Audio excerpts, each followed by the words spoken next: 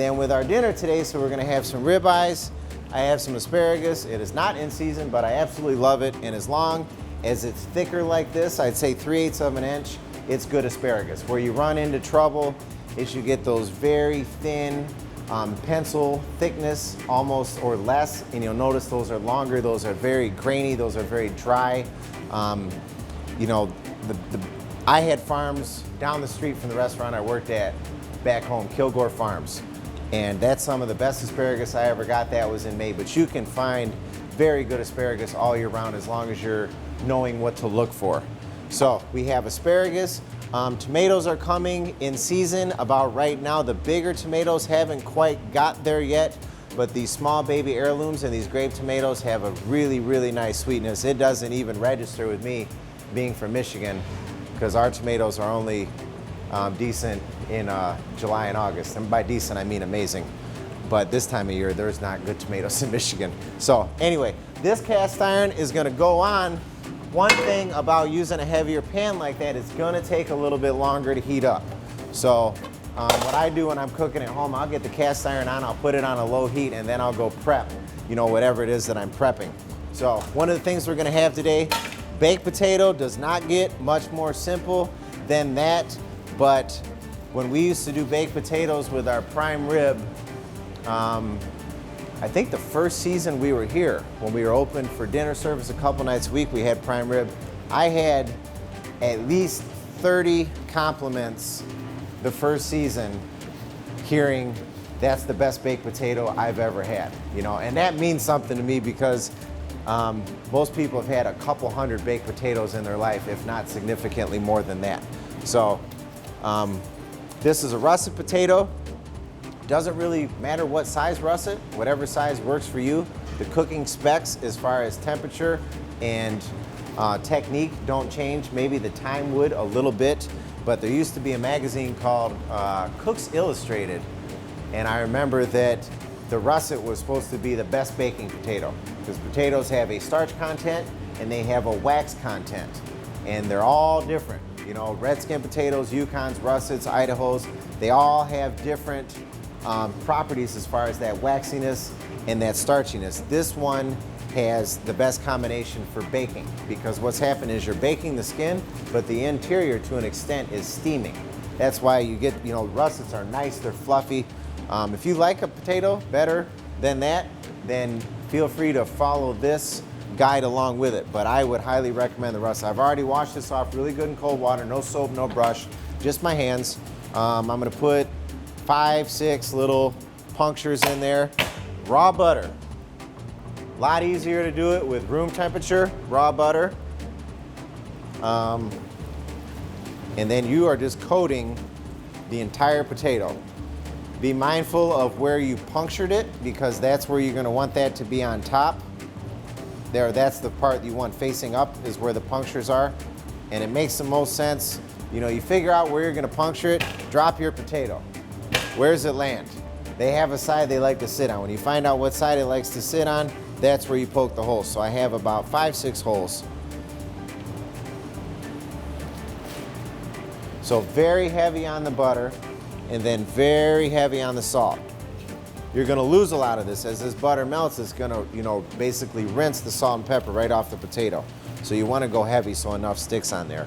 That butter is going to help that potato brown. It's going to help, you know, when you get a potato and it has that nice sheen to it, it has that nice salt coating on it, but then your knife goes into it and you hear it, you know, cut almost like you're sawing something, you know, and you know that's crispy.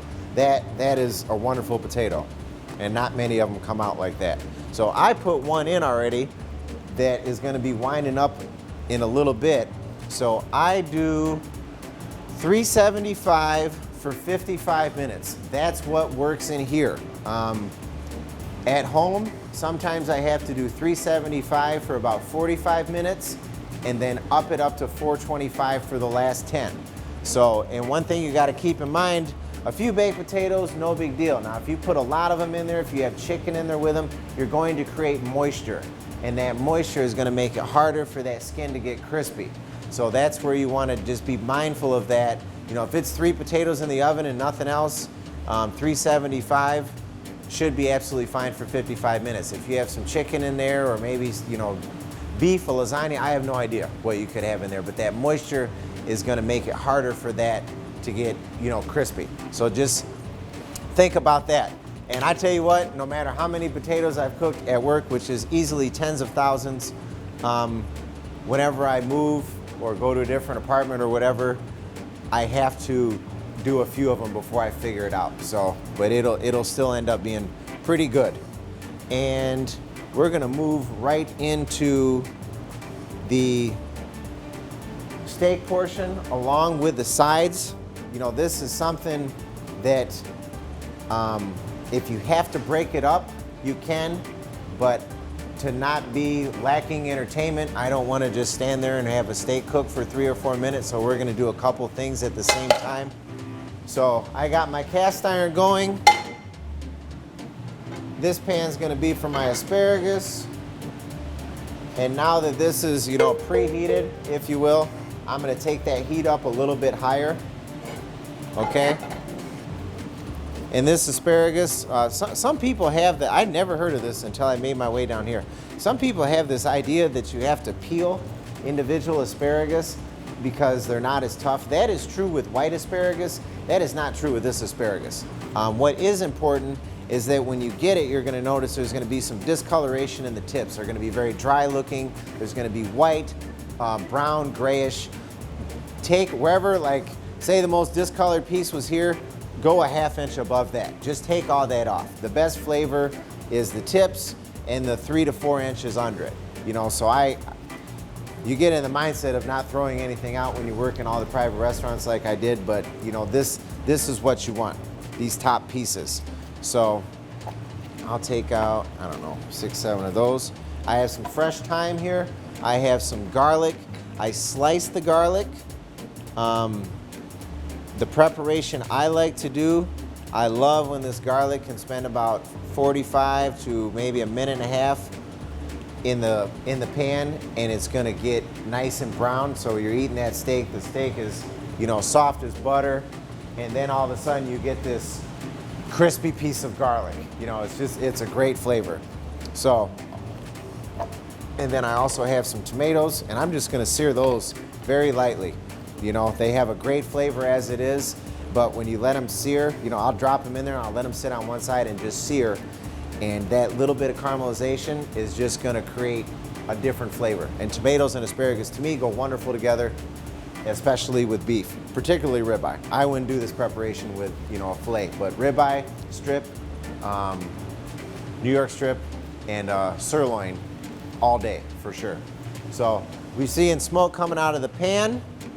This is something, you know, in order to get a good sear, that's what makes this steak so great. If I take this steak and cook it on a low heat and I get a perfect mid-rare steak, but it has no brown on it, it is not gonna taste nearly as good as if it's nice and crispy, because that brown is caramelization. Protein is about 5% carbohydrate. That's what browns. You know, when you roast vegetables, when you roast fruit, that browning is the caramelization of the sugar. That's our baked potato, which is good because honestly, trying to deal with that baked potato right out of the oven is gonna be a little bit too hot for me to want to serve anybody. But if you look at it, you see there's little bits of brown that have came out of there. You know, that crust, I mean, that's potato is nice and dry and crispy. You know, that's beautiful. I don't even want that to sit in the oven